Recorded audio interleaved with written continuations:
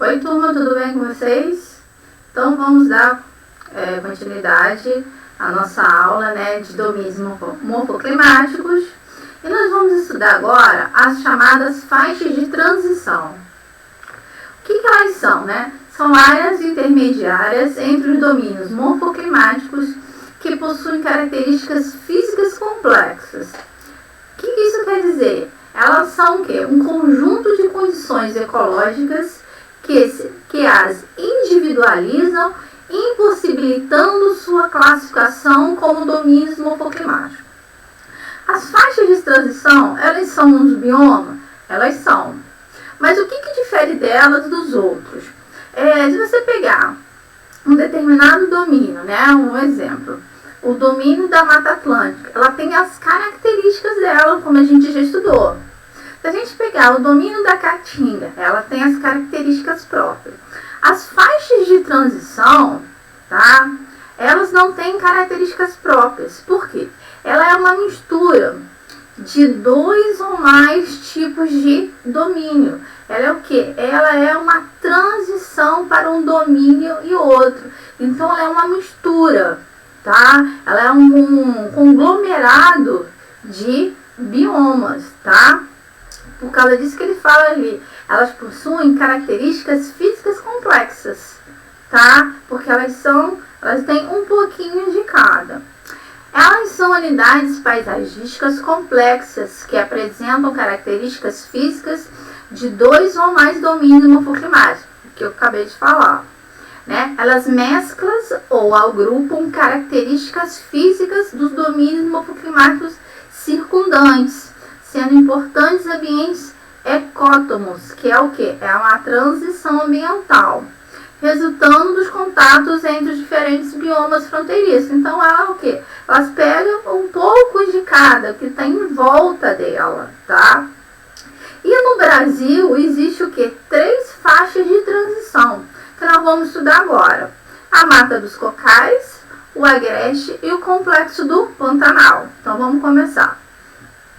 O primeiro, e o mais conhecido deles é o Pantanal, Ele ocupa o quê? Além do território brasileiro, ele ocupa o quê? 2 países nossos vizinhos, que é a Bolívia e o Paraguai. É considerado uma das maiores planícies inundáveis do mundo. Dos biomas brasileiros, é o que apresenta a menor extensão territorial, cerca de 150.355 km². Então, de todos os biomas, ele é o menorzinho. A gente vai ver no mapa como ele é minúsculo, Correspondendo a 1,7% do território do país. Esse bioma conta com uma enorme biodiversidade e é o mais preservado do país. Então, de todos eles, ele é o mais preservado. Por quê? Nós vamos ver agora o porquê disso daí. Por essa razão, é considerado patrimônio natural da humanidade pela ONU. Então, gente, aqui no Brasil são pouquíssimos lugares que tem esse título de patrimônio natural. Então, o que acontece? Se ele é considerado isso pela ONU, ele tem que ser preservado, Ele não pode ser danificado. Apesar de que a gente já viu em aula passada, que a questão da destruição que acontece no Pantanal, mas mesmo assim ele é muito preservado, A vegetação recebe influência dos biomas. Olha só como ele tem mais de um bioma. Um pouco da Amazônia, Ele tem um pouco do Cerrado e da Mata Atlântica. Então, são 3 biomas aonde? Ali no Pantanal. A fauna bem diversificada, a gente vai ver isso daí. O clima tropical, o solo rico em nutrientes, até mesmo por causa das inundações que acontecem, Então, parte desses nutrientes vem da água, que são inundadas quando acontece a cheia. O relevo, a planície aluvial com grandes áreas de alagamento. Nós vamos ver também em fotos isso aí. A hidrografia. Por ser uma região de planície, os rios do Pantanal são navegáveis e muito utilizado para o transporte e pesca. Então, gente, o Pantanal, por ser uma planície inundável, Então as pessoas utilizam muitos rios para navegar. Até mesmo para fazer o turismo, para você chegar em certas partes, você só consegue chegar de barco. Então, o que acontece, né? As pessoas vão pescar, utilizam o rio. E a questão também do transporte de pessoas e de transporte também de recursos minerais que o próprio Brasil e os próprios países ali, né, como a Bolívia, o Paraguai, utilizam alguns rios do próprio Pantanal para fazer esse tipo de navegação, tá? O bioma é banhado por 3 grandes bacias, olha só a importância: a bacia amazônica, o bacia do Prata e o do Tocantins-Araguaia, para fazer esse escoamento de produção, tá? A exploração econômica mais importante que tem ali é o turismo. E a ameaça, né? Poluição dos rios, que é a maior, né? E é muito grave isso daí. A pecuária, a pesca predatória, que é muito comum, né? Existe um período chamado período da piracema, que é a época de reprodução dos peixes. Então, não pode pescar, totalmente proibido. Mas existe o quê? Pessoas que desobedecem isso daí. Então, a pesca predatória, ela é no Pantanal, né? Ela dá até cadeia, ela dá até multa para quem desrespeitar isso daí. O turismo, né? O que acontece? O turismo, além de ajudar, ele também é uma grande ameaça, porque existem pessoas que não obedecem certas leis para se fazer o turismo, né? E o garimpo ilegal, que existe em certas regiões lá, o mercúrio, né? Apesar de perto dali da área do Pantanal, né? A região centro-oeste, ainda ela é riquíssima em recursos minerais, e muitos desses recursos têm que ser extraídos com o mercúrio, que ele polui rios, lagos do Pantanal. O Pantanal, né? Então ele fica ali no Brasil, nos 2 estados, Mato Grosso e Mato Grosso do Sul, e tem a parte da Bolívia e do Paraguai. Vamos lá. E a fauna e a flora, né? Muito comum a gente ver um pouco ali da questão da floresta, né? Os rios, que são, na maior parte deles, navegáveis, né? Os animais, muito comuns ali na área. Então, é um pouco dos animais da Mata Atlântica, da Amazônia, né? A Vitória Régia, que é uma planta muito característica da Amazônia, mas também tem no Pantanal. Existe no Pantanal também muitos lagos, né? Aqui embaixo, com peixes, que as pessoas fazem mergulho, né? Então, assim, é muito característica dessa região. Essa região é muito bonita, ela é muito riquíssima. Então, realmente, ela tem que ser preservada.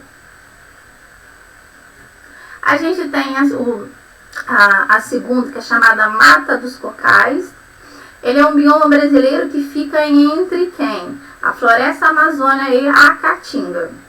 Situado em uma área reflorestada pela natureza, ocupa os estados do Maranhão, Piauí, Pará e o norte de Tocantins. Tem esse nome pela alta quantia de cocais, principalmente o babaçu e a carnaúba. A gente vai ver o que é o babaçu e a carnaúba, né? Provavelmente as meninas já sabem sobre o babaçu e a carnaúba, porque eles são utilizados para o quê? Para cabelo, né? Shampoo, creme para fazer massagem. É utilizado para batom, né? A manteiga para ser utilizado, né? Em batom, brilhos labiais, vem desses tipos de plantas, né? Então, para fazer cremes hidratantes. Então, a mulherada e os meninos também que cuidam muito da pele, né? Não sabem, mas babaçu e carnaúba é a matéria-prima desses tipos de produto. A vegetação é de palmeiras, fauna, pequenos animais. O clima equatorial úmido, tropical semiúmido e tropical semiárido. Porque ele está numa parte entre a floresta amazônica e ali entre a caatinga. Então, 3 climas ali. O solo laterítico com óxido de ferro e alumínio, úmido e semi-úmido, rachado. Então, até mesmo no caso do clima, o solo também ele diferencia, né? Então, quando ali no solo, né, semi-úmido, aparece aquele solo rachado, típico mesmo do sertão nordestino. O relevo, planícies, depressões, planalto. A exploração econômica, é o próprio extrativismo vegetal, porque além deles extraírem, né, o babaçu da canaúba, eles extraem também a palmeira, né, a própria folha da palmeira, para fazer o que? Cestaria para vender. Eles utilizam também tudo da palmeira para fazer o que? Renda, né, para gerar renda para a família. Então eles fazem muito brinco, cordão, colares, pulseira, anel. Então eles utilizam tudo de forma o quê? Sustentável, tá? Vamos lá. Ameaça a industrialização, a extensão de projetos minerais da Amazônia, as plantações de arroz nos vales úmidos do estado do Maranhão, né? Então vamos lá. Aí onde está localizado? Então é uma área lá, né? Também bem pequena no nordeste do Brasil. E a fauna e a flora, né, que existente. Então ali a mata dos cocais, né, são as grandes palmeiras, né, e o babaçu e a carnaúba, para quem não conhece. Então como é que eles fazem essa extração? Eles sobem, né, através de uma corda até no topo, sem precisar o que? Cortar a árvore. Então, assim, eles sobem e descem de uma maneira tão rápida, né? É muito legal eles fazendo isso daí. Então, eles sabendo, se eles só subirem, eles vão ter sempre aquela palmeira do que cortar, né? E o último faixa de transição, a gente tem o agreste. É uma mesorregião do Nordeste, é uma região pequena, né? Uma região bem isolada, localizada na zona de transição entre a zona da mata, que é o litoral nordestino, que a gente já estudou isso aí, e o sertão. Ele abrange 6 estados do Brasil: Rio Grande do Norte, Paraíba, Pernambuco, Alagoas, Sergipe e a Bahia. Por ser uma faixa de transição, encontra-se no agreste tanto que a Mata Atlântica quanto a Caatinga, então fica ali no meio, né?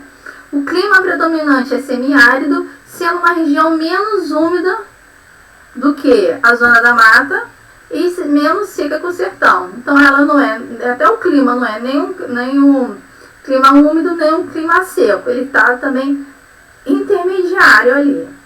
A vegetação da Mata Atlântica da Caatinga, a fauna, uma fauna riquíssima, né?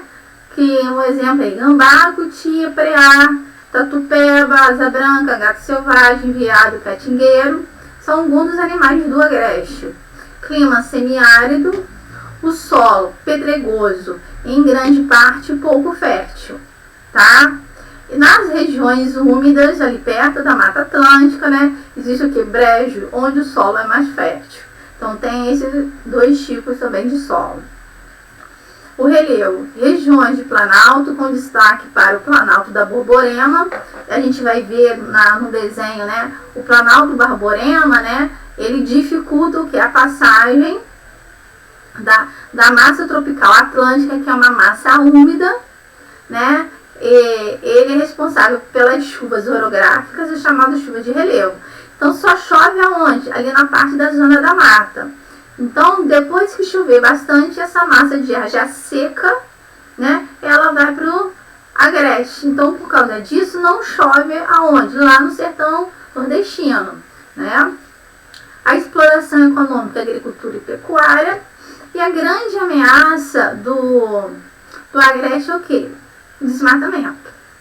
Tá? Então, vamos lá. Ao agreste, onde está localizada. E justamente o Planalto do Borborema está localizado nessa área aí. e a fauna e a flora aí que a gente pode ver que ele é um pouco da floresta amazônica, né? E um pouco da caatinga. Então, gente, a gente pode ver que a faixa de transição, ela o quê? Ela mistura a vegetação, ela mistura o solo e ela mistura também o clima, os três, né? Por isso que ela é tratada o quê? De uma paisagem complexa, ok? Então, a nossa aula de faixa de transição a gente termina por aqui. Vamos lá voltar. Ok? Então, aguardo vocês na nossa próxima aula. Bons estudos!